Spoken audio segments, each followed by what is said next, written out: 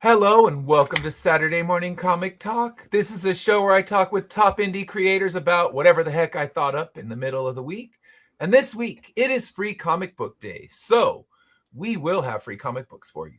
None of us are at a comic shop, which, you know, a lot of creators are at the shops right now, but we're here and we still have your free stuff. So before the show ends, we'll be throwing out a QR code with free books, and yeah, download them.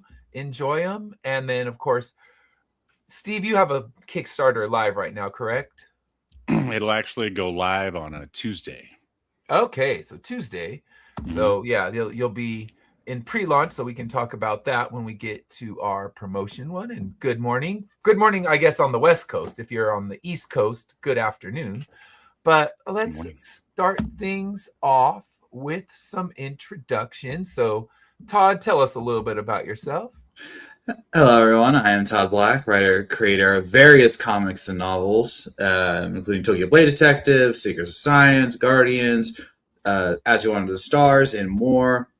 Happy to be here. Longtime friend of Ed. We support each other on our Kickstarters.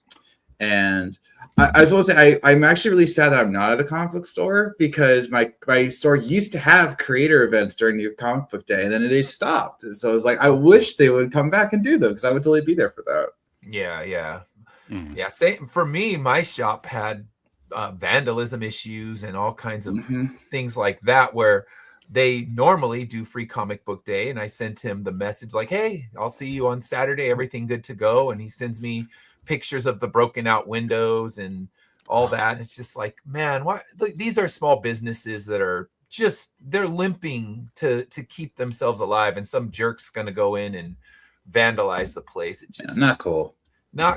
And that is, I'll be back there, I'm sure, eventually to do a signing, but it's just sad that they're not able to run the event because somebody decided they wanted to wreck the shop. So kills me on that one, because they had these really nice painted windows and everything, and they're going to have to redo all that. So it's sad to see it, but hopefully they recover and get back on their feet. So yeah, that's why I'm not there normally. Although last year I did my show straight from the comic shop, so normally they'll let me do that. So that I would have been still doing the show, but just in the comic shop at the same time. But hopefully next year they're back and I'm in there doing the show from there.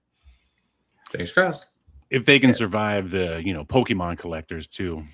Yeah, there's that. I mean, those guys, shoot, I see them at Target, and they're just in this long line because they're dropping some Pokemon cards in there. I'm like, man, it's crazy the madness that they're still bringing, because Pokemon cards have been around forever. It's 30 years. I think about I've been teaching for 26 years, so I've been confiscating Pokemon cards for 26 years now. You must have quite the collection. I'm thinking, man, I wish I had not given those back at the end of the year, because I could have retired a little earlier. I was legit once accused of stealing Pokemon cards. There were two problems with that accusation, though. The first was that they were the wrong kind of cards that I would have wanted to steal. The second was that I was on vacation at Disney World when I was accused of stealing them. So how does that work? I don't know. You hired a crew. Yes. In the fourth grade, I hired a crew to steal Pokemon cards for me. Hey, you were a big thinker even back then. They knew you were going to be running things one day. The hair. They're like, all right, it's like if I'm at Disney World, I have the perfect alibi, or I'm sending you guys in Yeah. his bedroom at noon. Get there. That's when he'll be out having a Lunchable with his family in the park. This is your perfect opportunity. All right. Oh man. So, all right, we've gotten off topic already. But Steve, tell us a little bit about yourself. This is your first time on the show, by the way. Welcome and happy to have you here. Thank you so much for having me. My name is Steve Honeycutt. I am the writer and creator of Escape to Earth. It is my only comic book so far, and it's going to be wrapping up with this latest Kickstarter with issue 5. And prior to that, I wrote a audio drama called Ray Can't Sleep, audio drama podcast, which anyone could go listen to right now for free, about a burnt out musician who realizes he hasn't slept in an entire month and he has to find out why. So are you a burnt out musician? Were you writing it from reality or just seeing burnt out musicians? Yeah. I mean, pretty much. Oh. Yeah, I was in a lot of bands, like all the way from high school all the way until, I don't know, 2014, 2015, Okay. maybe, in and out. So yeah, I mean, and I used to have sleeping problems and still do occasionally, but not really as much as I used Not to. on the same level. No. And I never unearthed a conspiracy either. Yes. And yeah. You never found the answer, and Todd never got those Pokemon cards. So Yeah. Well, I never took them. I didn't took them. And it's perpetuating the lie. I never took them. You didn't. Your crew did. I mean, Well, yeah. yes. It's like All I right. don't have friends. I have Pokemon card collectors. Yeah. That's sad. Yes. Well, it's a living. Yeah, maybe when I retire, I'll dig through all my cabinets and be like, find this holy grail. A light will be shining down, like, oh, there they are, the Pokemon cards from 26 years ago that you confiscated, and your retirement now includes a cruise with it. So I do still have my cards. They're in a box in my parents' garage. They're still there, and then most of them should still be in those card sleeves that we used to have. Like, yeah, they should still be in good condition, but I can't verify that. Yeah, I have a bunch of Pogs hidden somewhere. I don't think they're going to go up in value though. Yeah, for a minute, kind of like Pog. I think the shortest lived trend that got crazy then disappeared was Pogs and fidget spinners. Oh yeah, I remember the fidget spinners. Those are weird. I really want to offer Pogs with my Kickstarters or with my books, but I mean, I found a guy who still made them, but I just couldn't justify the price. You would think they do them cheap, but because I mean, there's a wave of nostalgia still for Pogs. I think that would have been. I mean, I'm trying to think. That's when I was probably in high school. Maybe they got popular, but it 90s, was just it was just such a quick wave of popularity that just disappeared. Yep, they flew too close to the sun. Yeah, I remember. Oh, the Jurassic Park Pogs are coming out. These are going to be so valuable, and it's like, none are valuable. They're just they're your fun nostalgia. You know, the things you don't expect are the ones that end up being valuable. But I just remember fidget spinners. I went one year to San Diego Comic-Con and everybody was selling fidget spinners because it was hot. Like, here's a Batman fidget spinner, unlicensed. Here's a, whatever you name the superhero, they had a fidget spinner for it. And then the next year, you didn't see a fidget spinner in the room. You saw 8 million Funko Pops, but that's a different wave of trend right there. Isn't that dying? Like, it seems to be. Yeah. I'd say the bubble burst. They haven't quite gone the way of Beanie Babies, but they seem like they're. I was about to make up Beanie Babies because that was my childhood. My whole family was, except for my dad, we're like, we're gonna collect Beanie Babies, and we actually had some rare ones. Like, we did. So now you could get like $10 for those rare ones. Sadly. Well, no, some of them legit you could sell for tens of thousands. Like, we had one that was legitimately worth that, but then we couldn't find it. Oh no! No, I know. It's like, don't you hate it when that happens? Yes, I have that. I have somewhere in some collection somewhere. I have a Michael Jordan rookie card hiding, and I've searched and searched, and I cannot find the stupid thing. And that, even in bad condition, is a $2,000 card. So at least I feel your pain, and it's probably not in great condition. I got it when I was 12, so I mean, it's not like I was keeping things great back then, but if you have one that, you know, you crumbled in your hand, you could still get $1,000 for it. So Probably someone will buy it. And it's just one of those things like your Beanie Baby. I know I have it. It's somewhere, but where is the question? And, you know, I tell my kids, like, this is your treasure hunt. Search. You will find the rare Jordan hiding somewhere in our garage. So send them on their quest. Yeah, offer to buy them ice cream if they find it. Yeah. You get a couple $1,000, they get an ice cream cone. You know, I think they'll take that deal, but I take don't know. It depends on how hot the garage is that day. Yeah, fair. Find 2 ice cream cones. All right, so let's dig into our first topic, and we do this one. I try to get new topics every week, but I realized that's an impossible task when this is at least the 100th show we've done, and my brain's not that big. So we're going to go back to some topics that I think are always relevant because we're all comic creators, and there had to be something that made you love comic books. So Todd, what was it for you that made you love comic books? Well, first off, this is also just topical because it's free comic book day. So, like, why wouldn't we use these questions for free comic book day? So what made me love comics? So that's a tricky question because I didn't get into superheroes via comics. I got into superheroes via television shows like Batman animated series, Superman animated series, X-Men, Spider-Man. I grew up on the 90s era of legendary superhero Marvel DC properties. And I didn't get into comics until I was 18, 19 years old because, and I'll never forget it, I was going on to IGN.com, which was my go-to website at the time for information on nerd stuff. And Marvel had just gotten done with Secret Invasion, one of the all-time classic comic events. And they had announced the next one, which was Dark Reign, where Norman Osborn basically took over the world. And I'm like, what is this? So I clicked on the article and I saw the cover and I'm like, that's actually a really interesting idea. I wonder how that's going to play out. So my next question was, well, where's my comic book store? I don't even know if I have a comic book store near me. Turns out I had one near me the whole time. I was never going to go there because I didn't know. And then, there's like the whole money issue. Yes. So I went in there to get Dark Reign #1. That was the one shot that kickstarted the whole event. And then I got some others.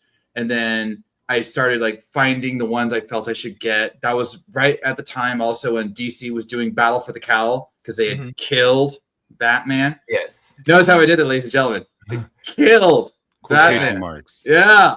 So like that happened. Not long after that was Blackest Night, which is how I got into Green Lantern comics. So I hit like a perfect starting point to get into all these books. Yeah. And once I started reading them, I'm like, these are stories these stories are new, they're fresh-ish, and they're ones I'd not gonna be reading on or watching on repeat via the cartoons that I grew up on, because after a while all the plot points. But these is like you never know what's gonna happen issue to issue. And so that was where my love of comics truly, like the actual physical form, came into play. And I've been buying them ever since. Even when I moved to Chicago for school, I was like, where's my comic book store nearby? Yeah. I need to shout out Graham Cracker Comics in Chicago. Still there, by the way. And then when I came back home, I started to keep going. And then that was what led me to making comics, because I had read them for years. So it was an atypical relationship, but I got there. And I've read things outside of superheroes. I read like the original Power Rangers comic that was made by Kyle Higgins and Ryan Perot up until very recently. I've read I know I've read other stuff, but like it just depends. If it usually has to be either a series that I recognize, like Power Rangers, or something. I've read some Teenage Mutant Ninja Turtles comics because those are incredibly popular. I missed out on the Samurai Jack comics. I totally would have gotten those. Like I love Samurai Jack, but it's usually something that has to resonate with. Gargoyles. I read Gargoyles until my comic book store didn't carry it anymore. Like that is such a great series. But like I may not have started out as a typical comic book reader, but I am now every Wednesday at 5 p.m. I'm back in my room reading comics and eating pizza rolls. Nice. So, yeah. It's a good tradition. All right. So, Steve, what got you into comic books? Well, I used to read. Remember the newspaper Oh, when comic strips the used to funny be in pages. there? Peanuts. Exactly. Yeah, I mean, I loved cartoons and anything that was bright and colorful. And yeah, and they had in the Sunday strips, they had like the Phantom and Prince Mhm. Valiant. I was Mhm. probably too young to even understand those, but I didn't care. I was just like, wow, look at this muscly purple guy punching guys in the face. Like, this is for me. And also I grew up in the time when all those pulp characters were like Hollywood was trying to get another Batman. So you had like Dick Tracy and the Rocketeer and stuff Mhm. like that coming out. And I didn't even know where a lot of that stuff came from. I was like, here's another cool looking movie with another hero in it. Yeah. And I was totally on board. But like probably the first comic book I ever read was in the grocery store line. They still have the Archie double Mhm. digests. And if Yes. I asked my mom on the right day, like maybe she would get me one. Mhm. And again, like I probably didn't really understand those either, but I was just like, bright colors, Yep. I'm down. And then I remember probably in like second or third grade in our little like elementary school library, they had collections of Marvel Comics characters, like just like maybe 4 issues. There was one for Captain America, Fantastic Four, Spider-Man, and who was the fourth one?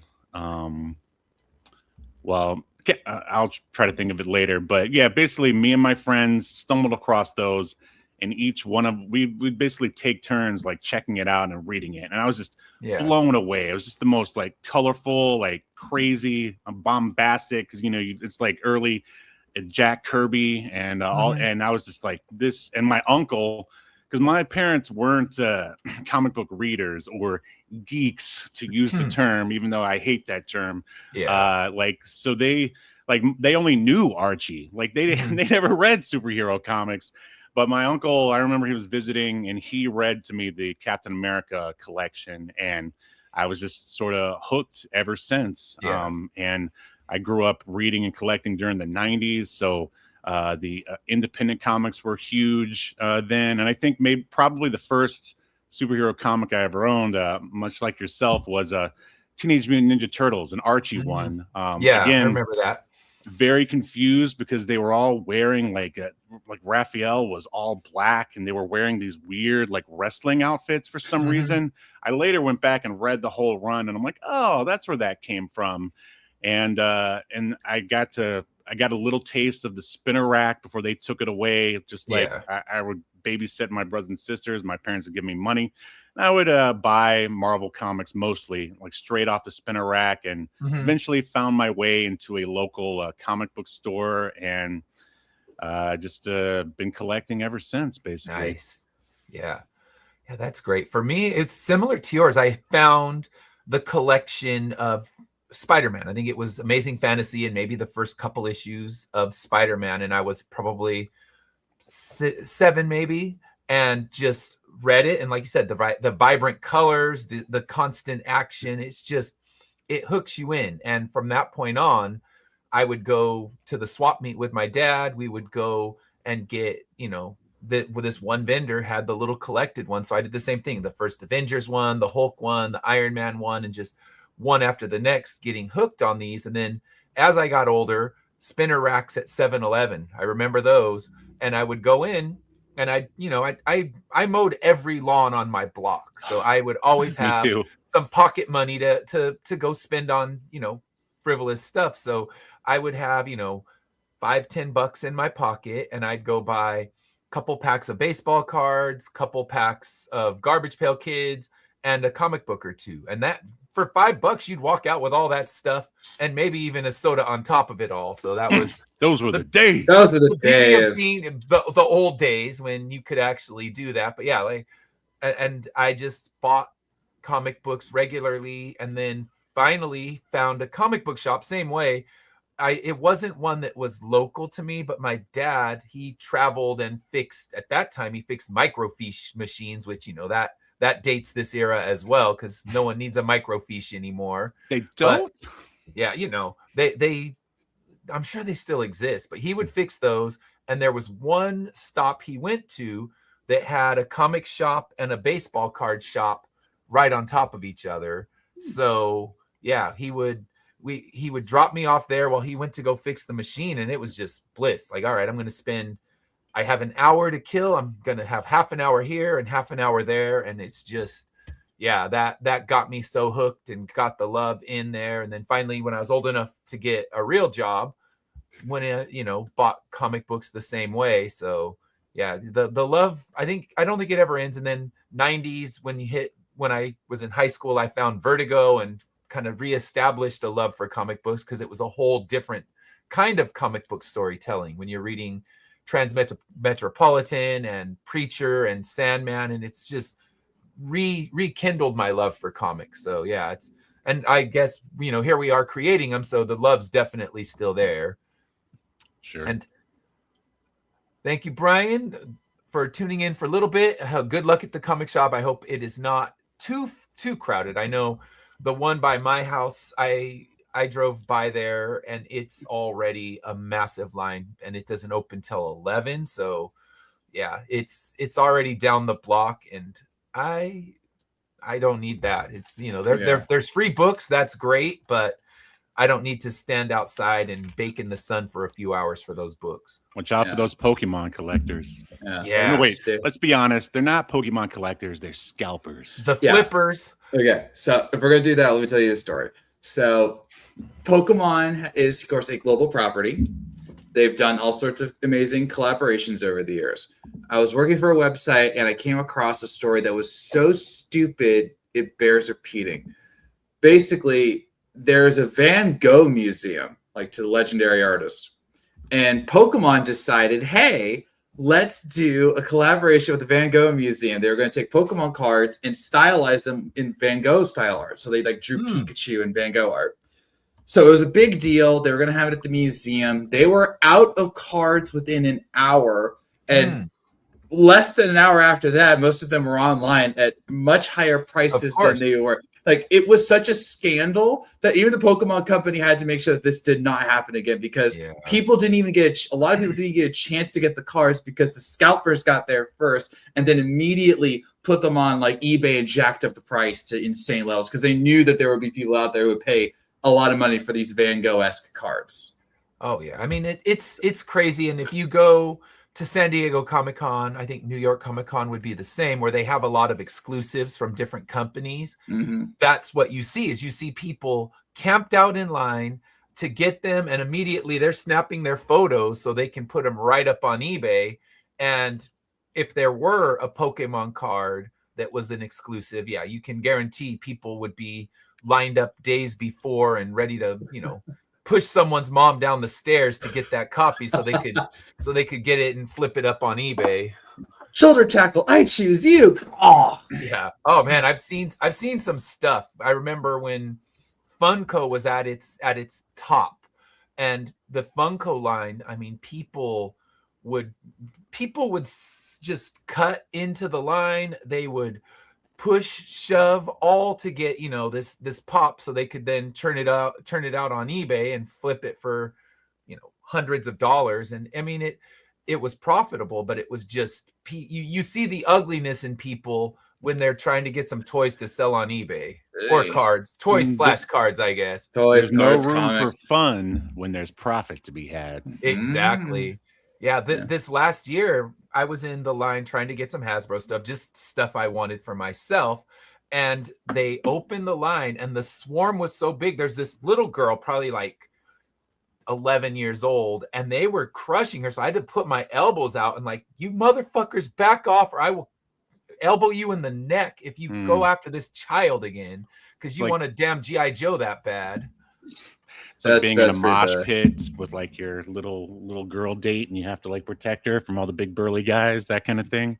Yeah, I mean, it was the dad got pushed so far to the other direction that he couldn't get in the actual line, because what they do is they would just be like, okay, just walk around the booth. It was the slow mosh pit. That's what I was like. Okay, we're gonna do the slow mosh, and then they're like, lines open, and then all of a sudden it's just like a freaking herd of massive, sweaty, nerdy humanity that wants to get their eBay bucks, and they will just, like I said, they were going to crush this child. So I just like, all right, stand in front of me. I'm going to put my elbows out, and I'm tall. They won't want to get their elbow because I put it right about the neck level. And Nice. yeah. And then she's like, I can't find my dad. So I'm like, all right, here's, she didn't have a phone. She didn't know his phone number. So I'm like, here, I will stand here and you just kind of wait, like scream for your dad. And he finally found the spot in line, and people are like, you can't cut. I'm like, dude, this poor guy got swept off to the Mattel booth maybe or something. Like he ended up buying different toys that day. Well, that's a sad scenario. It is. And sadly, that is San Diego Comic-Con every year, no matter what. Are you going this year? I am. I'll be there. Yeah, I'll have a booth for my first time ever there. I'm really very excited. Cool. Mm-hmm.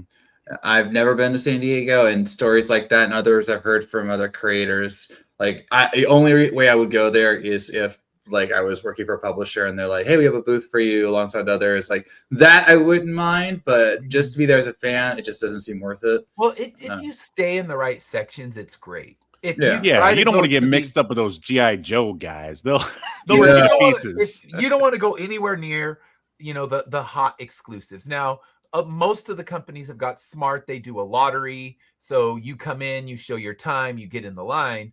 But Hasbro this year, they're the ones that decided we don't need a lottery. And yeah, they had the most chaotic booth in existence. So I'm sorry to hear that, because there is an exclusive coming out from Hasbro this year that I really hope to get, but we'll see.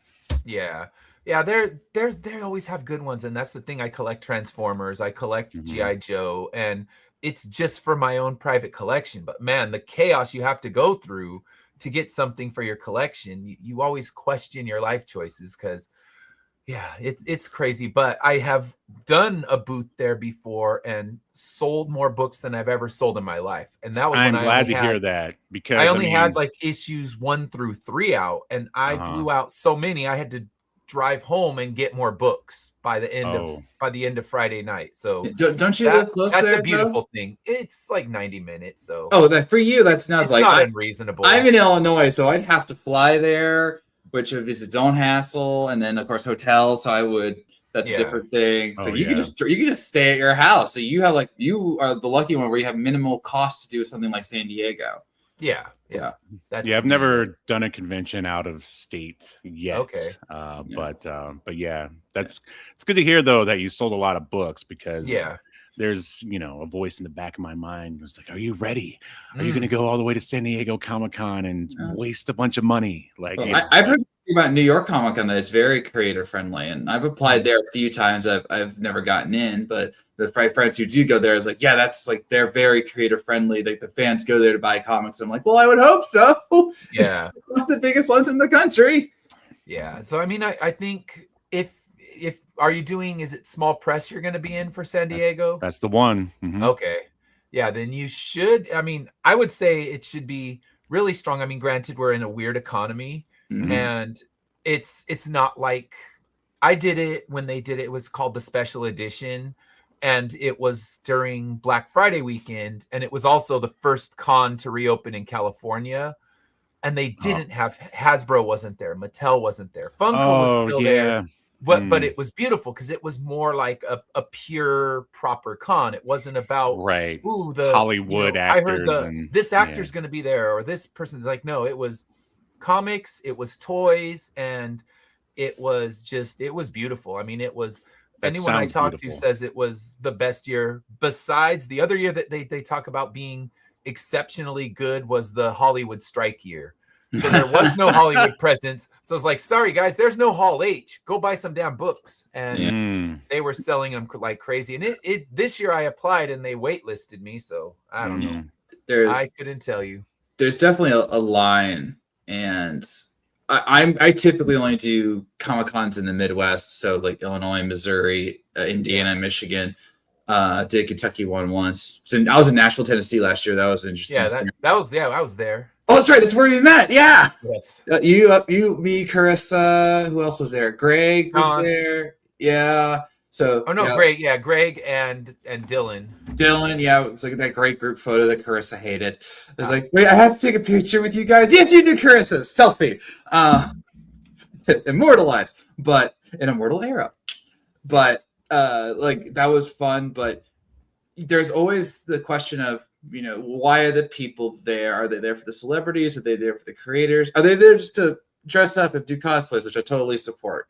Yeah. And that's why no matter your level of creative success, you're always worried when you go to a show like any show, because you're wondering, like, will the crowd be there to buy your books? I was at Planet Comic Con earlier this year, which always has a celebrity presence, but we were on the same weekend as C2E2, like for the first time ever, and a lot of people were panicking because it's like, which one do we go to? Which one do we have the better chance of getting a profit in? And will the people show up? And to my amazement, not only did the crowd incredible for Planet Comic Con have the best show ever, but I felt they were telling me that they had record numbers. So it didn't matter that we were the same weekend as C2E2 in Chicago. It was like we had that dedicated crowd, and they were there to buy stuff, and like that's what we want. Yep, that's good. So. All right, so I think you'll do well, and I'll definitely drop by. Hopefully, they take me off the wait list, but if not, I will make my way to your table, meet in person, which is always nice. So good. Let's move to our second topic. What is your holy grail of collectibles? So this can be, we're talking cards, books, you name it. Nothing's off the table. But what is a collectible that you would love to own in your life if you could afford it? So what do you think, Todd? What's the holy grail of collectibles for you? Holy grail of collectibles. Well, sadly, I know for a fact that my family had some holy grail collectibles, but then because of the whole, you never know what something's value is until later, it got thrown away. So my mother, when she was growing up, she had a big family, and her parents bought them comic books. Specifically, they bought them the old school Disney comic books. And they had like a whole collection of the Disney comics, and then Grandma threw them away. Fast forward a couple fast forward a couple decades. If they had kept them in good condition, they would have been worth like $30,000-$40,000, because like old school Disney collectors would pay out the wazoo for that. My dad had a similar thing where he had one of the original runs of Conan the Barbarian, because Dad was a huge Conan fan. And of course, Grandma and his parents threw them away, and like they would have been worth a pretty penny. I wish we could have gone back and go, Grandma, don't throw it away. Leave them for me. Get a time machine and just go snatch them out of her hands. Yeah, get the TARDIS. Come with me. Oh my gosh. So that I wish we had that, not just because of the money, because the money would have been nice, but like just to see what those would have been like. That would have been cool. Yeah. For me, I have some collectibles. Like I know I have OG Pokemon cards because I did collect them. I still have my binders. But for me, like, what were my collectibles? I mean, the one that everyone says is, they want like the first Spider-Man, they want the first Batman, they want the first Superman. Detective Comics, Action Comics, because like those were the Mega Million sellers. You get one of those in pristine condition, you're a millionaire instantly. Yeah. So I wouldn't mind having that because I'd love to be a millionaire right now. But gods, what would like? I don't think in those terms because I'm not that kind of guy. Like I have a lot of comics, but they're not in sleeves. They don't have bags and boards. I just collect to collect because I want to say like I have all of this run. I have all this. I have books signed by creators. I have a special Iron Man comic signed by Matt Fraction. I think I got Kyle Higgins to sign a Nightwing book. I think that one's in the bag and a board. Like I've got little things, but I don't know about big things because that's just not how my mindset works. For me, if I'm at a Comic-Con, I'm not looking for the rare exclusive or the collectible. I'm just like, oh my God, that looks amazing. I gotta have that. Like anyone who knows me knows I have this nice, adorable Eevee plushie. Like that's my collectible because it's like it's adorable, and now he's my wingman at cons, and sometimes the plushie gets more attention than I do. It works. It brings the kids to the table. It's like, can I pet your Eevee? Yes, you can. It's like making the kids proud. But I never really think in those terms, just because I'm not that guy who does the collectibles. Now, if you said like, "Hey Todd, would you like to get this comic signed by Stan Lee?" Absolutely. Like that would be something I would be find tangible, because I only got to meet Stan Lee from afar. It was at a comic at C2E2. I was at his panel, and he was amazing. It was like a couple of years before his death, but I never got to meet him in person. So like that would be a collectible that would be meaningful to me, because it's like I would have been either able to meet Stanley, or someone gotten it for me and like Stanley signed it. Like that would have been special. You know, like those that would probably be it, because I'm not that guy. Like, see, I am that guy, so I start thinking like all the things you're listing. I'm like, yes. But I understand too, the being able to meet somebody that's a priceless thing, because once they're gone, you can still buy his autograph, but you can't meet him. So I like that thought. And I regret not meeting Stanley. He was there, but his autograph was very expensive, and I just couldn't afford it at the time. I also think I was tabling at that C2E2, so it's just like I can't get away from my table, because it's the vendor mindset. Don't want to leave sales on the table. But I got to see him in panel, so at least I can say I saw Stanley. Yeah. But I wish I gotten to meet him, shake his hand, say like, hey, you're one of the inspirations for me being a comic book writer. Thank you for all the characters you've made. I wish I had gotten to do that. All right. So, Steve, what's your Holy Grail collectible? Well, I'd say I'm in a kind of a similar boat where, I don't really go for the big money items, although I would never turn down like an amazing fantasy or like, an X-Men #1, giant size X-Men #1. I mean, those would be great books to have, but along the line, I was just like, I'm never going to find those, at least not at a affordable price. True. I'm a big Ultraverse and Malibu collector. Does anybody remember those? Oh yeah, I know. I remember Malibu. I got them sitting in the long boxes out in the garage still, some of them. Yeah, I mean, those books, you can find them in any dollar or quarter bin, like no problem. And I've got most of them, but the like the toys for Ultra Force, the cartoon, I've got almost a complete collection of that. I think I'm like missing a few of the vehicles. And when I started collecting them, they were pretty much dirt cheap, but they have kind of gone up in value just because I guess nobody else wanted to collect them, so people were like chucking them. Stuff like that. And I'm also a big Simpsons collector, and like I don't know if you can see my Simpsons arcade behind me over here. I was going to the arcade machine, because that's really nice. Oh yeah, that was quite the adventure getting a hold of that, but that's another story. But yeah, I mean, I've already got quite a bit of Simpsons stuff. Maybe something like a animation cell from the show, like signed by Matt Groening, which when I went to San Diego for the first time as an attendee, well, it was actually I went there as a worker, and like my wife and I, we were basically ushers in one of the panel hall, basically the TV one, where all the TV people came in. Yeah, and the Simpsons, basically the voice actors and the writers and Matt Groening were there, so I at least got to see him. I didn't get to ask a question or meet him or anything, but that's as close as I ever thought I was going to get to Matt Groening in real life. So yeah, there you go. And also, I just really like obscure toy lines. Exo Squad is also one that I like a lot. That I see occasionally at cons, but usually the figures are just priced just out of my area. So yeah, if I had like all the money in the world, I would just collect all the obscure toy lines from my childhood, basically. There you go.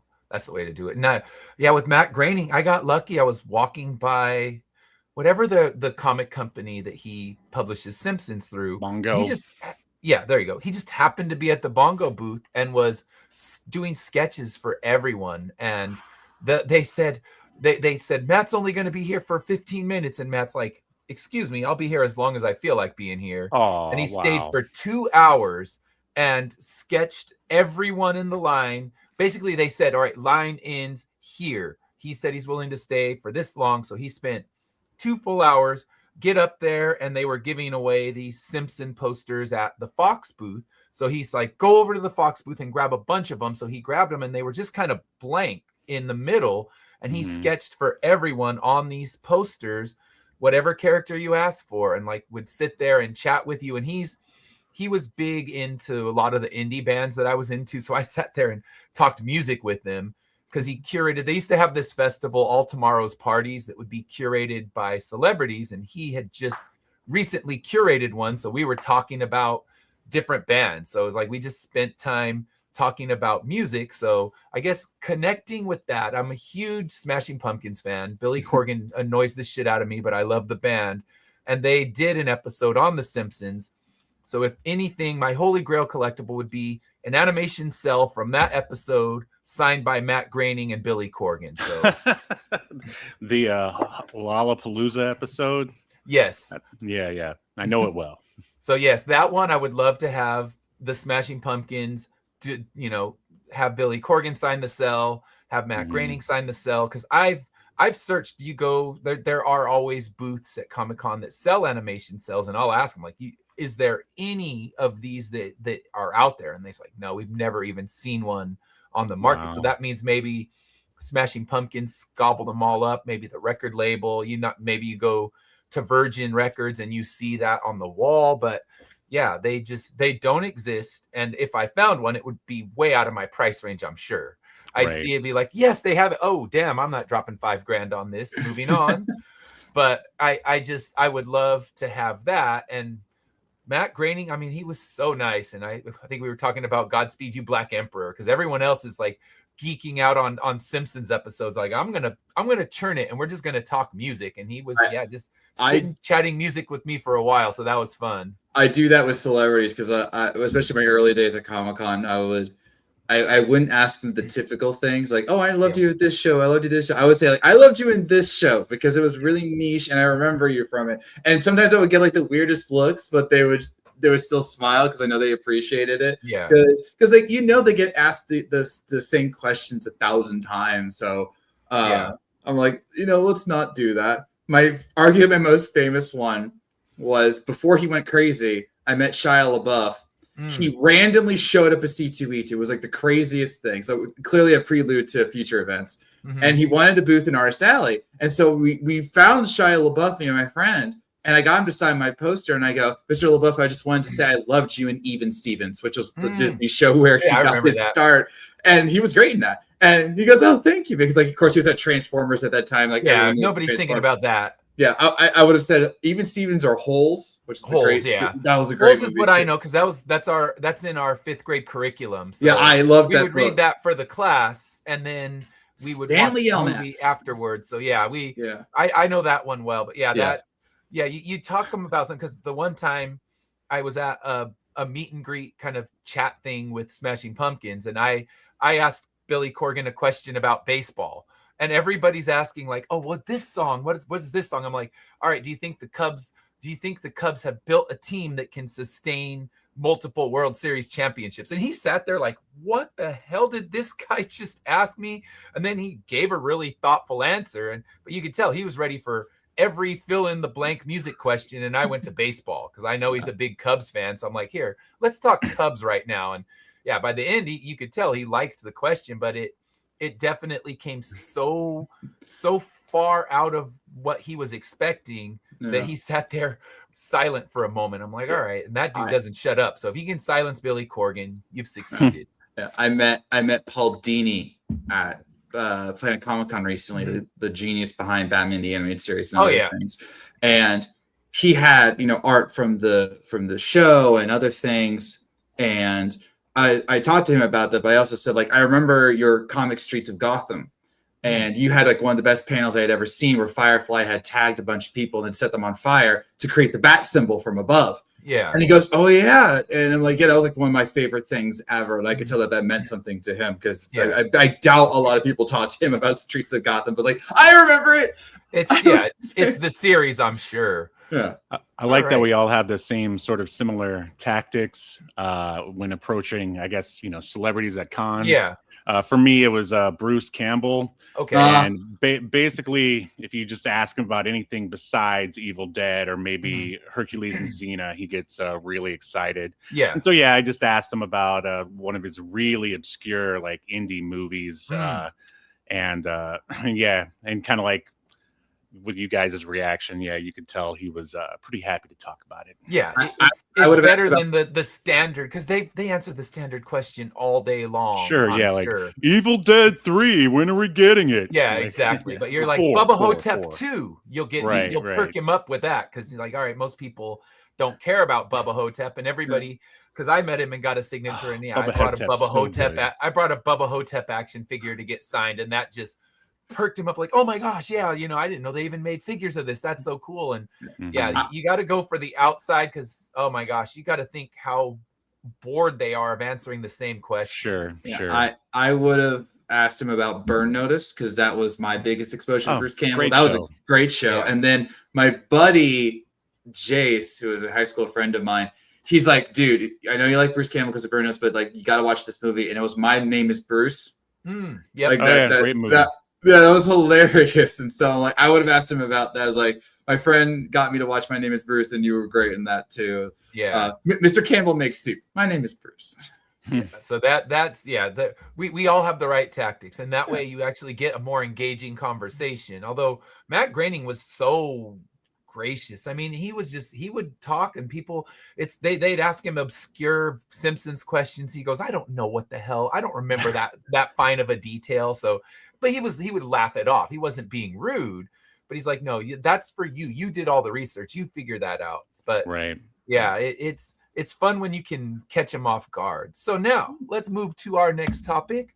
What comic would you love to see made into a movie? We know there's a lot of comic movies coming out, but what's a comic that didn't get the love, or a TV show, if you think it'd be better as a long form television show? But what's a comic that you want to see into some sort of media? So what do you think? We'll let Steve start this time. What do you think, Steve? What would you love to see made into a movie or TV show? Well, I already said that I'm a big Malibu and Ultraverse mark. A lot of people in the Ultraverse Facebook group, they were really freaking out because I think in one of the Thor movies, they sort of mentioned one of the characters, or maybe it was the Hero Click. I can't remember, but there was like a little, Marvel, who owns Ultraverse and Malibu, they sort of dipped in and grabbed a tiny little speck from there and brought it into a current day. So everyone was like, oh, are they bringing the Ultraverse in? And of course they're not. There's all sorts of speculation on why they're not going to do that ever. But they don't even do collections for it, which is, really a shot in the face. But yeah, any Ultraverse Malibu property, the Protectors or Prime, any of that stuff would be cool. I'm also I love the Badger, Mike Barron's The Badger. You know him, Ed? Or I've heard it. I've never read The Badger. I've heard the name, but I mean, it'll never get. He's almost a parody character, but he definitely has like his own thing, his own origin and stuff. But yeah, that's never going to happen. But Rom Space Knight, would also be one that I would like to see. That would be fun. All right. So what about you, Todd? What would you like to see made into a movie? Well, that's complicated because most of the ones that I would like to see already have happened. So, Marvel and DC, and even some of the even Teenage Mutant Ninja Turtles. I was talking with some friends on another show about the greatness that is the original 1990s Teenage Mutant Ninja Turtles movie. How it still is incredible and holds up to this day. And then they ruined it with Michael Bay and all that. But then there are others that I don't want to see adapted. Like I heard there's going to be a Gargoyles movie, and I'm like, no, that's a terrible idea. And then nothing's happened after they dropped the synopsis for it, which was a terrible synopsis. They're like, we're changing the whole thing. Then what are you doing here? To show some bias and to take advantage of you saying we could do TV shows as well. In the early days of the Arrowverse, when I was still getting my writing career started, I thought, what would be a good third show? Because it was the time of when Arrow and Flash had come out. Mhm. I'm like, what would be a good third show for them to extend the Arrowverse in a new direction? And my answer was Shazam. Okay. Now, this is before the two movies, only Yeah. one of which was good. And but I had written, just as a fan, some scripts for this idea of expanding the Arrowverse into the more magical and cosmic side. Yeah. And I had a lot of fun. And when I say I wrote some scripts, I may or may not have written 62. I'm a very dedicated person, but that still sticks with me because I go back and read the script sometimes and I go, these aren't bad. Like, I still want some people to go over it and refine things because that's just how writing works. But I was happy. I made it my tribute to the animated series that I grew up on. Because I have characters like Raven and Starfire from Teen Titans. I have Static Shock in there. I have Guy Gardner because I watched him on Batman Brave and the Bold. I have all these characters that numerous ones were never shown in live action. I'm just like, this is the chance. Like, this is a great time to do new stories and have fun. And then after what happened with the Shazam character on the big screen where Zachary Levi lives, I'm just like, we need better. We can do more. And then for recency bias, one thing I think inevitably will get, not into a movie. I don't think they'll go that far, but maybe like an anime series, kind of like My Adventures with Superman. I think they're going to do something with the Absolute line. I think so. It would make sense. Especially Absolute Batman and Wonder Woman, probably Superman too. But those main three, their stories are so unique, and the visual style will be so much fun to see. That I think inevitably we're going to get an adaptation of that once maybe another year or two into the comic run. That way the stories can be fleshed out more. But many people are already clamoring for that. Even Scott Snyder, some fan made a animated trailer, hand drawn for Absolute Batman. He's like, I totally want to see this. So yeah. And DC animation is generally pretty strong. So very let's see some of those done. I would love to see multi-part ones. I guess we don't know kind of the end game where they would need to be able to finish it, but I'd love to see that done with DC animation. And for some reason, Marvel animation just hasn't kept up, and they have Disney behind them, and the best Marvel animation is done by Sony. So it's Disney's got its own problems, but that's another podcast. yeah. But for me, I think I would love to see an animated version of Saga. I love that series by Brian K. Vaughan. And I don't think live action would work. I think the effects would get too overwhelming because there's a lot they'd need to do. But I think as an animated series, a long form one, kind of like they're doing with Invincible, I'd love to see that done for Saga. So that would be my pick. And then you were talking, Todd, about Static Shock. I'd like to see Static Shock brought into live action because it's one of those it was a great animated series at the same time as Batman, at the same time as Superman, but it just kind of gets forgotten. You can't even go and buy complete box sets and everything. It's on Tubi. I know. So I guess you can watch it now. It's on Tubi. I like buying physical media, so if they put out a big Blu-ray box set, I'd jump right on it. And as of yet, we haven't seen it. So but they keep announcing it. There was Michael B. Jordan was even attached to a Static Shock movie, near the end of the Snyderverse, which was good by the way. But they announced Michael B. Jordan is doing a Static Shock movie. And then of course everything happened with James Gunn, and then I think I heard a rumor that there might be trying it again, but that's why I wanted to have him in Static or in my Shazam series because we can finally see Static Shock in there, and he'd be a recurring character, and I was really happy about that because I really loved that series. Yeah, I would love to see that done because I read the book, I watched the TV show, they were both great, and just kind of not given the same love as Batman the Animated Series. But of course, Batman the Animated Series is an all-time great series, animated or not on television. So I got it's to meet hard Kevin. to live in that shadow. I got to meet Kevin Conroy. It was that's so cool. But sadly he was one where I couldn't talk to him because his line was so long. It was one of those photo ops where you take the picture and the camera guy goes next. Conveyor belt style. Yeah, that was my experience meeting Stan Lee. I literally got to say sign go. I literally got to say, hi, Mr. Conroy. My name is Todd. And he goes, hi, Todd. I'm like, I almost melted. The best. All right. So we have made it through our topics. So let's talk now a little bit about it's Free Comic Book Day. What are we giving away today? Now, I have one QR code right now, so I'll put this up throughout the show. So this one, Todd's book is in here, and I got to get rid of our banners so everybody can scan this. So let me get this out of here. Let me get this out of here. And now, Square. if you scan this, you get one book from Todd. So tell us about the book you put in this one, Todd. I decided to put one of my personal favorite books, which is Home, Alicia's Tale. It's a sci-fi fantasy miniseries about a young woman who gets taken from our world and thrown into another dimension, a realm of knights and monsters. And now she's stuck there, having to help them with their problems so she can get home, if she can get home, if she wants to go home. And this series means a lot to me because this was my first successful Kickstarter project. After multiple Kickstarter failures, many of which were my fault, I went all in on this book. This was my first non-superhero book. And so that was very special to me. And then a lot of people supported me throughout this series. It's 5 issues, so it's 100 pages. And by the time we were done, I was just like, holy crap, I really did 5 successful Kickstarters. Nice. Like that's continued on through my other series. So Yeah. Home remains something special to me. We had a really good art team. It's a really unique visual style. References to some of my favorite franchises, including Tron and Fire Emblem, are in it. And it's just a really fun story. And I would love to do a volume 2 one day. It's just not in the cards right now. But so if you wonder, like one of some of my first comics, Home, is here for you. And it's Alicia's full story is in that QR code. So you'll be able to see her tale come to a close. Yes.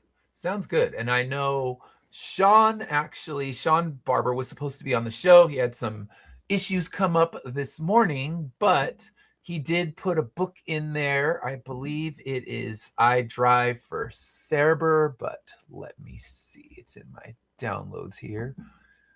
This is always what we call the squinty portion of the show because my bad eyesight shows itself. And yeah, one of my books is all about that. So let's see.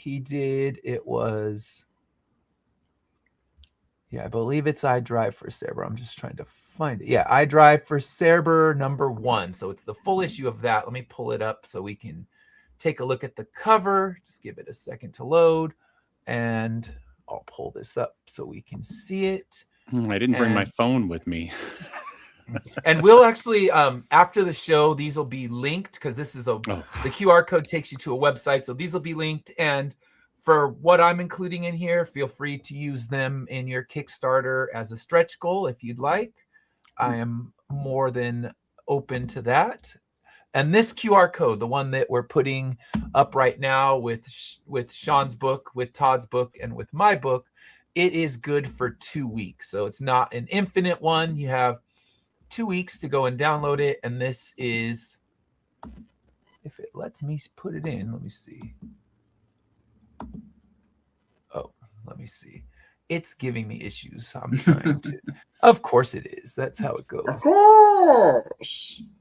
So I think I have too many tabs open and it doesn't like me, but I always have a lot of tabs open and normally it doesn't get all pissy. So StreamYard, don't be a dick. All right, it says, before presenting screen, remove other media streams from the stage. Oh, I see what it is. I got to take the QR code off. All right, so I Drive for Cerber. This is the book he included. Let's do a quick browse through it. I know he's been on the show and talked about the book before. I wish I could tell you. I remember everything about it, but you get the first full issue. So definitely check it out. And you can read it and know what it's all about, because normally this would be his time to tell us what's all about it. And then for me, I included 3 books in here. I put Immortal Era issue 1, which is my ongoing story about a world in the future where everyone has gained immortality, but not powers or abilities. So it centers on our group of heroes that you see on that cover who are questing to find relics so that they can restore the natural life cycle and save humanity by killing them. So that is my main title. We're about to next month drop issue 12 and volume 2 of The Trade. onto Kickstarter. So that one I'm excited about, because if you do release comics, you inevitably hear, when's the trade coming out? Because there are people that do not buy floppies. They don't Facts. care. They will not buy them. They will wait 4 years for a trade before they buy a single floppy from you. So for those people, I got you covered. Next month, hardcover, soft cover, volume 2 with 7 through 12. And then it also has Floaters issue 1. Now that's my newest book, written from semi-autobiographical about when I developed eye floaters. Had to have 2 surgeries to get them removed. My eyesight's still kind of wonky because now there's scar tissue that they want me to do another surgery for, but I keep fighting them because eye surgery sucks. So, yes, all surgery sucks. We can just put that in there. But it's about how eye floaters aren't just the vitreous fluid developing in your eye. No, they're parasites that invade your mind, take over your thoughts, make you completely lose your mind. And it shows one man's descent into madness once he develops the eye floaters, with some real life events that truly happened to me, mixed in with, no, my family's safe. They're in the other room. I did not take them out. So that part is not the biographical part. Well, we can't see them. So how do we know? I know. I'll call them in to just be like, roll call, show us you're safe. All right, move out. All right. So Corruptor is also in there. This is the first issue. It's a 4-issue mini series. It's 2 issues in now. And this one is about a mafia hitman who dies in his final job, gets recruited by hell to go gather and corrupt souls, because hell and heaven are in a race to get as many souls as they can before the immortal era begins. So it's a shared universe prequel that tells all of the events that happened before the immortal era, and its conclusion will close out right at the time that immortal era begins. And thank you. Appreciate that. Yeah, these are all these 2 covers, Corruptor and Immortal Era, are by Cesar Oliveira, and then Floaters is by Dan Schmidt.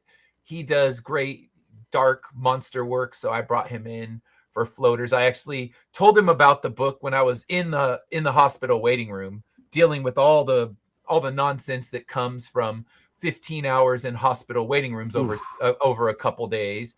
And I told the nurse, just give me a pad of paper. I need to get this story out. And I was writing it there, and I texted Dan at that moment. I'm like, all right, Dan, I got this crazy idea about how eye floaters are parasites that take over your mind. And his text was, I'm in. I'm like, I said, I have no idea how long this script is going to take, but all I can tell you is it will eventually get done. And I think it took me over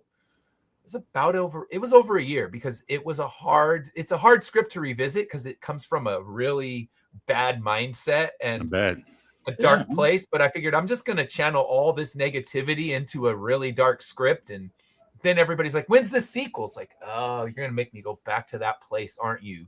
But the sequel is started. I'm writing it's a one-shot, but I'm writing a second one-shot, because the one thing that this book never got to was the actual eye surgery that they keep me awake for, so I can remember many terrible events until I saw nothing, because the blade finally hit my eye. So yes, I'm like, all right, you want more? Just remember you asked for this.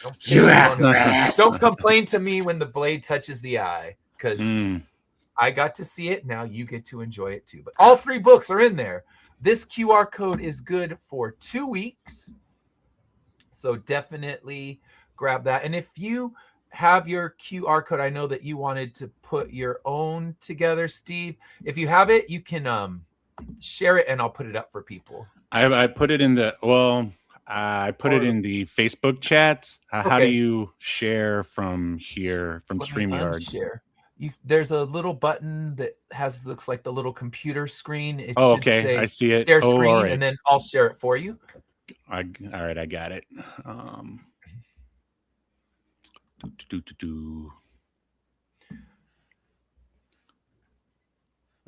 Okay, I share now. I see it right here. All right, so there we go.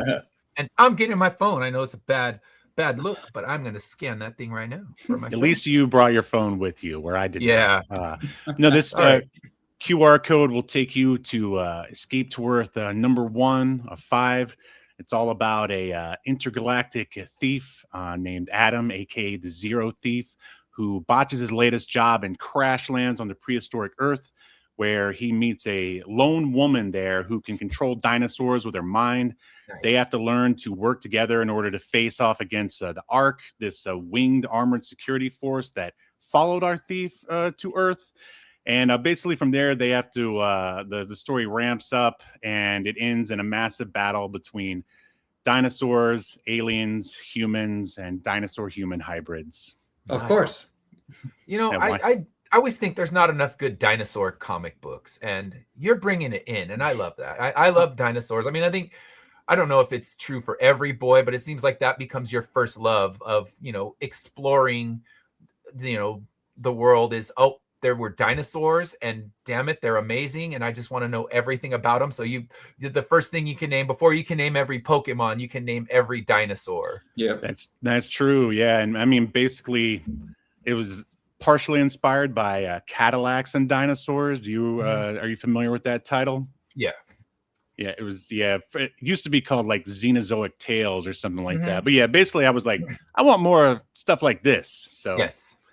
Then Escape to Earth was born, more or less. Awesome. Yeah, I love that. I love the premise. Oh, thank you. I got my QR code scanned, and what I will do, if you are tuning in, I will put in the Facebook chat, I will put the link to the YouTube video for this, as well as the link to both of these with just a regular website, not a QR code. So if you don't have a phone or your phone doesn't do the QR codes, you'll have a link.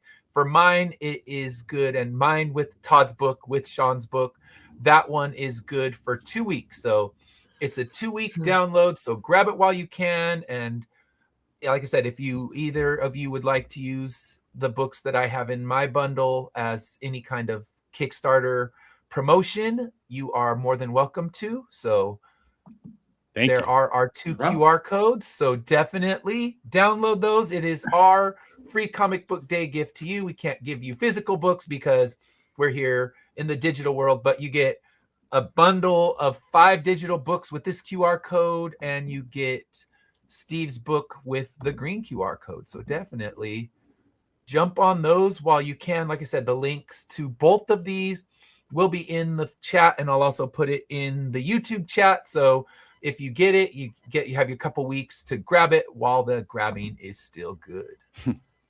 All right, so let me get back all of our banners, and now it's promotion time. So if you could drop your links in the private chat, we'll talk about your upcoming Kickstarter and then your chance to get late pledges on Todd's Kickstarter. Just put mine in there. Awesome. So I will pull it up, and then I'll share it if it lets me, and I'll Better. get better.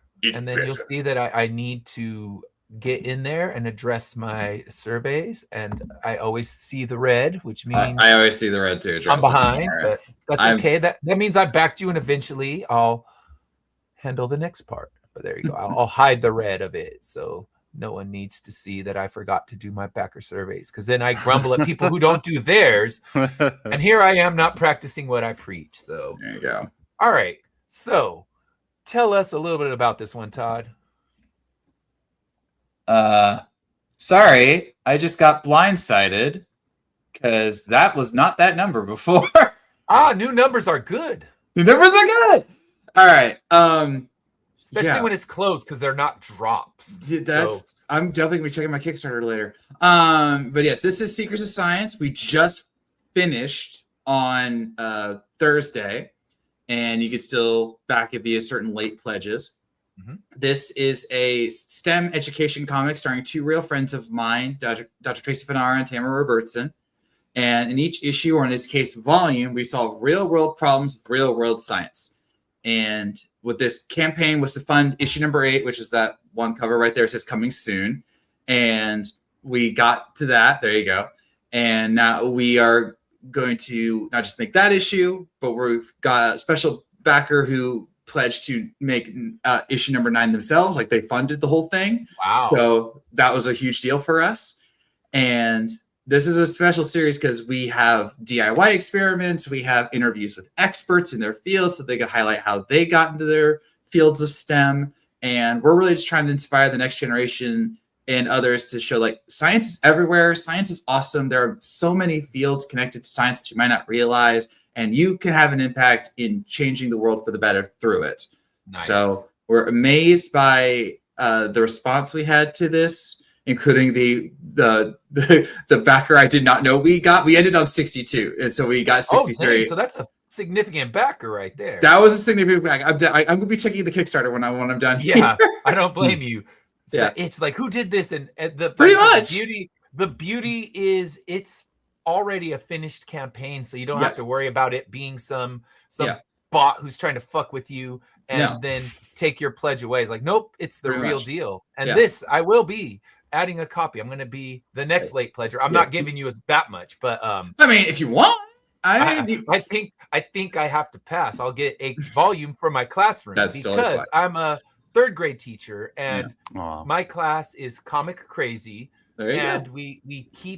I try to, if there are family friendly titles that the indie creator friends of mine are doing, I put them in my classroom and let the class read them till they fall apart, because that's the best way to show love of a book, is when the spine is falling apart. So I hope to get your book in there and watch it slowly get destroyed because it's been read so many times. And we will welcome that because it means you'll be buying another copy next time. Yeah. But this book is perfect for classrooms. Like, we made it to where you can read it in English, you can read it in Spanish, you can read it physically, read it digitally. And even though I don't think it's a late pledge option, if you wanted to, Ed, I'm not going to pressure you, but there was an option to where you could have a actual QA session virtually with Tamara and Tracy for your classroom. So like, that would have been a cool experience. And then we got merch bundles. There was a Cameo tier where you could get drawn into the book. We had a couple people take that up. I was really happy about that. We have outreach packs where you can get multiple copies. Here, I actually have it right here. Multiple copies of volume 1 and 2, to where just to show you how thick it is. So you can distribute it, say like to your classrooms or to your libraries or I'll make whatever. you bigger. So show it again. Show us how big. sorry. Show us that. So this is volume 1. So Okay. this is 4 Nice. issues right here. Okay. And just to show you some things, where's those DIY experiments? So like, here's some of our interviews with experts in their fields. It's really cool. We got so many. And then like, here's one of our DIY experiments that we worked really hard to make sure you could do all these at home. Yeah. We do everything from like water rockets to augmented reality, bug collection. I didn't like that issue. But it mattered because it was a bug epidemic in Hawaii that was killing trees, so we had to talk about it. But it's like, I don't like bugs. It's my weakness. But then we did a VR issue the next time. I'm like, I can work with this. Yes. So, but we are, like I said, we are accepting late pledges for at least the next little while. So if you are like someone like Ed and are a teacher or a librarian, or you have a kid, a nephew, a friend who you want to get into science or show them how awesome STEM is, this is the book for you. Like, honestly, like, these are real people who have real, like Tamara and Tracy are the two of the hardest working people I know, full tilt. And we put a lot into these books because we really feel that this could become a true educational tool for the next generation. Tamara is even trying to work with somebody to make an actual curriculum based on our issues. Okay. So and with that new pledge we just got, we might be able to do that. We'll see. I really got to check that out. So the link is in the chat. I will put it in my Facebook chat as well. We'll be having lots of links. You'll get the links to our free books. You'll get the links to both of these campaigns. This one still open for late pledges. Yes. It's funded, and more funding just came their way. So, but that's okay. If you are a teacher like I am, grab one for your class. Let the kids read it and get excited about science, because I can tell you they get very excited about science. And kids love doing the hands-on things. Right now we're hatching butterflies in the class, so we got all kinds of stuff going on, and the kids are more excited about that than they ever were about writing an essay. So I will say that because of the success of this Kickstarter, we will be back on Kickstarter probably later this year for a print run of number 9, because I said we already got the funding to make it, but this will be to make sure it gets into all of your hands. So if you missed our reward because it's on late pledges, just follow our project, or even just pledge like $1 so you'll get our updates, and we'll let you know when the next one is up so you don't miss out on the next one. Sounds good. Definitely grab that, and let me show the next campaign.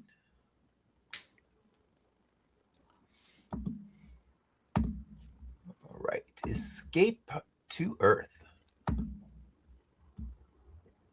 Righty. Okay, so you told us a little bit about it, but now we have some images to take a look at. So this is issue 5. How many issues are you planning for this series? 5. 5. So 5 of 5. So there you go. Oh, there it is. Complete Dino Sci-Fi comic series. You're going to get it all right here. So are we looking at a trade? Are we looking at a just floppies, or is this going to have both available? This is all floppies and digital for right now. I plan to do another Kickstarter for the trade. Okay. But in time. But yeah, this is it. This is what it's all been building for. It's towards. It's like 5 years in the work, I think, Wow. which I don't know, seems slow to me, but you know, it's done when it's done. There's no speed test on this unless you're Carissa Grant, who can give you a book a month. Don't get me started. We do our best because I'm assuming all have day jobs and other obligations. So yeah, the getting it done is what matters. Because I have read plenty of indie comic books that abandon ship midway through, and this book, it's done. It is complete. Exactly. You have the full story. It's not about how long it takes you there. It's get there, get to that finish line, show us the complete work, and it's dinosaurs in comic books. So would you say it would be kid friendly, or is it too much for like elementary school kids? Yeah, I'm glad you asked that. No, it's definitely not for kids. When I started writing this as a screenplay first, before it became a comic, it was before my son was born. So basically it's just inspired by a lot of the stuff I grew up watching when I was probably shouldn't have been, like sort of like Roger Corman's sword and sorcery stuff, but without sorcery. Cyborg fighting, like direct to like Cinemax movies where robots fight for no reason, and like the all good that stuff right there. Yeah, thank you. Yeah, I agree. Yeah, you can watch movies before you learn how to read, right? Those were the things I would have snuck up to watch when I was a kid. Like, parents are asleep, turn on the HBO. You're talking about my childhood there, right? Did we just switch spots? We did. Oh, that's we did. Funny. So move me around. How dare? All right, I had to, because I'm going to be putting this. So okay. I didn't want him to get covered when he's promoting his own book. So it's fine. It's fine. There you go. But yeah, for those of you who don't like to wait for the next installment of a story or comic to come out, it will be complete. We've got copies of the past issues and most of the variant covers. There's other merch that unfortunately I don't have images of at the moment. T-shirts, and that's basically it. But there will be more Escape to Earth if that's the kind of thing that you want. I have plans like solo stories for the characters, maybe a prequel or a sequel someday. But I'm looking forward to getting this one out next Tuesday and awesome, ending things on a high note, hopefully. But one of my plans is an all ages series with one of the dinosaur characters because because I read to my son every night and I'm just like, man, I really should have planned for this. Well, if it makes you feel better, none of my books are where my kids are good for my kids, and they're not able to read them until they hit high school. I didn't let them read my stuff. Yeah, I was going to ask you that. Yeah. I mean, do you have the desire to make an all ages comic? I'm working on one, actually, kind of in the vein of Goosebumps, because as a teacher, I know what the kids love. I see the books that they read until they literally fall apart, and that would be Captain Underpants, Reading Diary of that a one? Wimpy Kid, and Goosebumps. Those are the Mhm. books that the kids read until the spines fall off.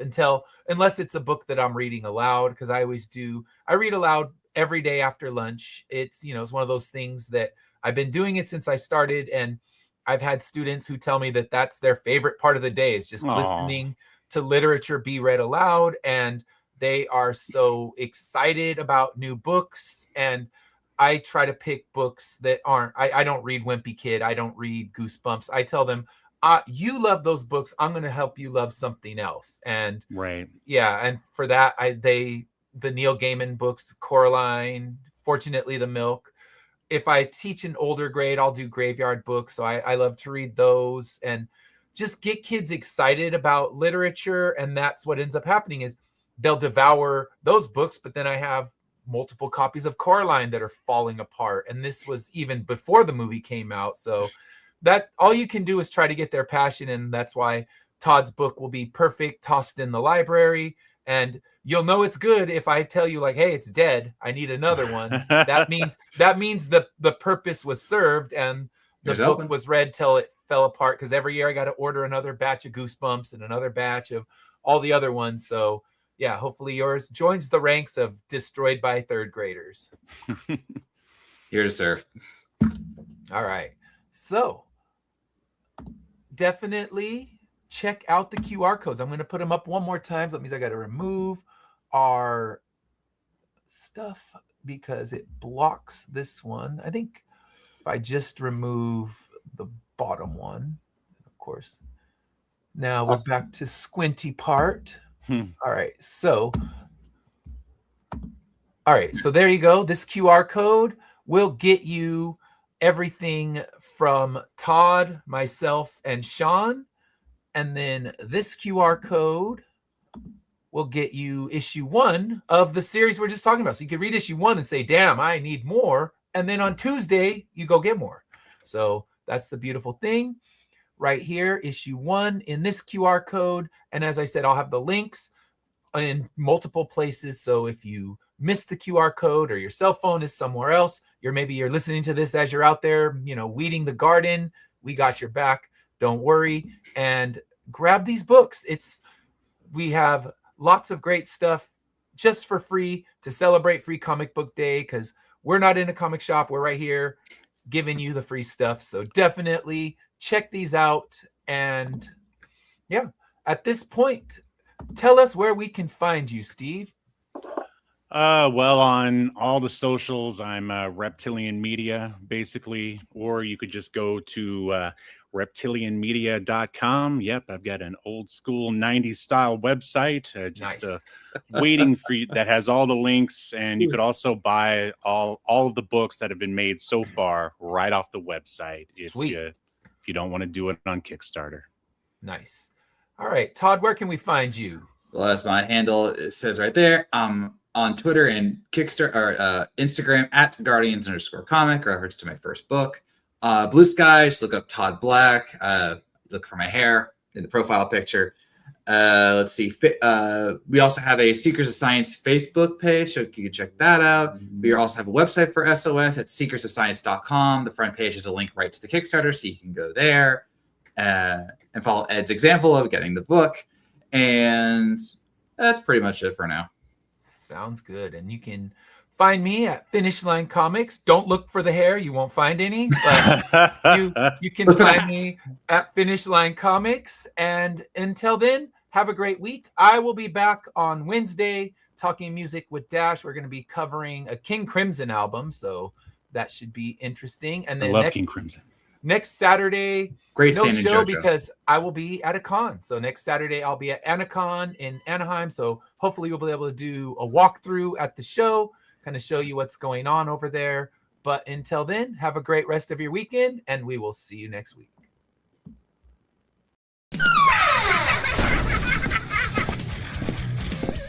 If you missed the live viewing of any Meg production, you can find all our content on Roku or as a member of this channel. Madness Entertainment Group.